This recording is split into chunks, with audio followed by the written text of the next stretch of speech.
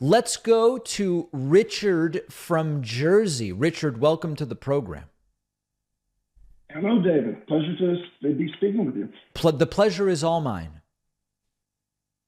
So, the thing on my mind right now, I think the thing on a lot of people's mind right now is thinking ahead to the 2024 election. And it seems to me that the writing is on the wall that Ron DeSantis is more than likely going to be the Republican nomination. And I keep thinking about the prospect of Biden facing Ron DeSantis, and that just seems to me like it's going to be... We're starting to lose you. The audio wasn't great to start with. It started at like a 6.5, but you're quite literally just fading and cutting out now.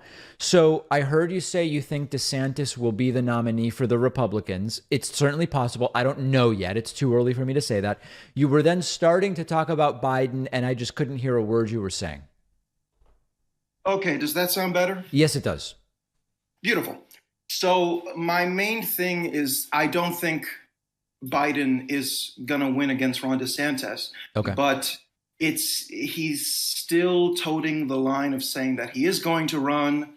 And the more time that goes on, it seems that he's going to. So I'm wondering what your thoughts are on, is it possible for him to change vice presidency choice?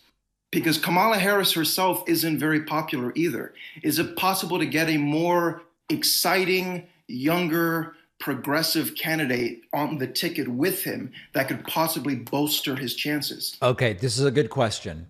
If Biden runs, could he and should he replace Kamala Harris, his current VP, with someone else? He absolutely could.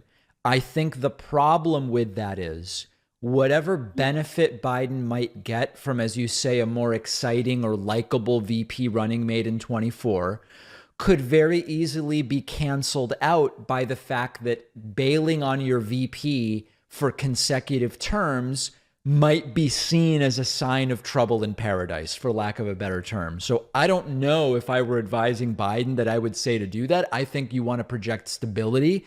You want to project a steady hand. And part of that would be this is a good team, and even if people are changing behind the scenes, you go with the person who is currently VP. Also, it would be very strange and difficult and awkward to be campaigning for several months while Kamala Harris is still president with somebody else as the running mate. I think it creates problems for Biden to do that. Okay, I take your point that it would be awkward, but my main thing with Biden, as always, is that he's very low energy. And even though we were able to get past the midterms pretty well, I think it would have been better if we had a president and a vice president that inspires people to vote for something instead of always voting against the greater evil. And I'm looking for things that Democrats can do to do that for younger voters and voters in general. I agree with you generally. I don't know that replacing Kamala is that thing, but I appreciate the idea. Fair enough. Thanks for speaking with me, David. All right. Thank you for calling in. That's Richard from Jersey. Very, very powerful declarations there.